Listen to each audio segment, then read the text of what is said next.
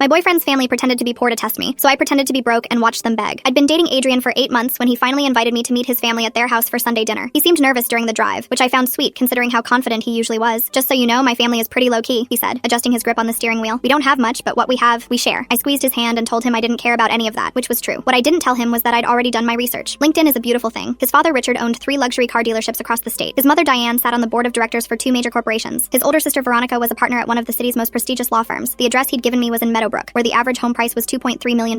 So when we pulled up to a modest ranch house with peeling paint and an overgrown lawn in a completely different neighborhood, I knew exactly what was happening. They were testing me. Adrian parked in the driveway next to a beat-up sedan that had seen better days, and I noticed the garage door was closed, probably hiding whatever luxury vehicles they actually drove. "This is it," he said, and I could hear the nervousness in his voice. I smiled and said it looked cozy, then followed him to the front door. His mother answered wearing a faded sweatshirt and old jeans, her hair pulled back in a simple ponytail. "You must be Sloan," she said, pulling me into a hug that felt calculated. Come in. Sorry about the mess." The house was decorated like a stage set for a struggling middle-class family. Mismatched furniture that was probably rented, generic artwork on the walls, and a TV that had to be at least 50 years old. But I noticed the small details they'd missed. The Hermes scarf casually draped over a chair, the Montblanc pen on the side table, the barely visible tan line on Richard's wrist where an expensive watch usually sat. I complimented the house and Diane smiled, saying they'd lived here for 20 years and it had good bones even if it needed work. Dinner was served on chipped plates with bent forks, and I watched Adrian's sister Veronica struggle not to grimace as she used the obviously cheap cutlery. His younger brother Mitchell kept glancing at me like he was waiting for me to bolt. Richard asked what I did for work, and I told him I was between jobs at the moment, which wasn't technically a lie since I'd recently sold my marketing firm for 8 figures and was taking time off. "Tough economy," Richard said sympathetically. "What field were you in?" I kept it vague and said digital marketing, doing some freelance work here and there. Diane jumped in asking if I'd gone to college, and I said I'd done a couple years but had to drop out due to financial issues, which was completely false, but I wanted to see where this was going. The whole family exchanged these quick looks like they'd just confirmed something. Mitchell asked if I had student loans and I said I was still paying them off, which made Diane touch Adrian's arm with this concerned expression. "That must be stressful," she said in a tone that was probably meant to sound supportive but came across as condescending. Throughout dinner, they kept dropping hints about their supposed financial struggles. Richard mentioned how expensive car repairs were, even though I'd seen his LinkedIn post from last month about expanding his dealership empire. Diane talked about clipping coupons and shopping sales, despite the Cartier Love bracelet I'd spotted in a photo on her office wall from the company website. Veronica complained about law school debt, which was hilarious considering she'd graduated 15 years ago and was pulling in 7 figures annually. The performance was almost impressive in its coordination. After dinner, Adrian excused himself to help his mom in the kitchen, and Richard suggested I join him on the back porch for some air. I followed him outside to a deck that desperately needed staining, and he leaned against the railing with this serious expression. "Adrian really cares about you," he started, and I could feel the setup coming. "We just want to make sure you care about him for the right reasons." I played dumb and asked what he meant. Richard said that Adrian was a good kid with a big heart, and they'd seen him get hurt before by people who were more interested in what he could provide than who he was. I asked if he was asking about my intentions, and Richard nodded. "We're not a wealthy family, Sloan. What you see is what you get. If you're with Adrian expecting some kind of upgrade or financial support, you should know that's not something we can offer." I looked him dead in the eye and said I was with Adrian because I loved him, not because of what was in his bank account. Richard seemed satisfied with that answer and patted my shoulder before heading back inside. I stayed on the porch for a minute, pulling out my phone to text my assistant. "Pull my investment portfolio details. I need the documentation showing I'm broke. Create a paper trail for student loans, credit card debt, the works. Make it look convincing." She responded within seconds saying she was on it. When I went back inside, Diane pulled me aside for what I assumed would be the mother's version of Richard's talk. But it wasn't for the reason I expected. The rest of the story is linked below or on my channel.